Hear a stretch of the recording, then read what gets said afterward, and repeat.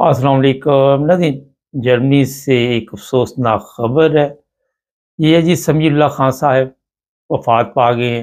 उम्र 70 साल थी इनकी और लंबा अरसा लुफ्तहान्सा में यहाँ पे काम करते रहे, फ्रैंकफर्ट में रहते थे।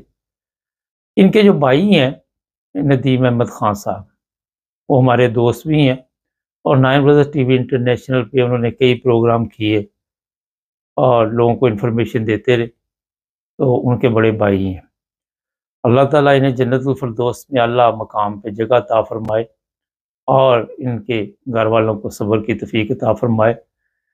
जो भी प्रोग्राम है वो हमने पीछे लगा दिया है, उस पे तमाम तफ़सीलात लिखी हुई हैं कि अफ़सोस कहाँ पे होगा और नमाज़ जनाज़ा कब है। तो नदीम अहमद ख़ान साहब, क्योंकि कल उनसे बात भी हुई थी और काफ़ी इसी वजह से गमज़दा थे, उन्हें भी अल्लाह ताला सब्र की तौफ़ीक अता फ़रमाए। हमारे चैनल को सब्सक्राइब करें और चलते हैं अपनी ममूल की नशरियात की तरफ।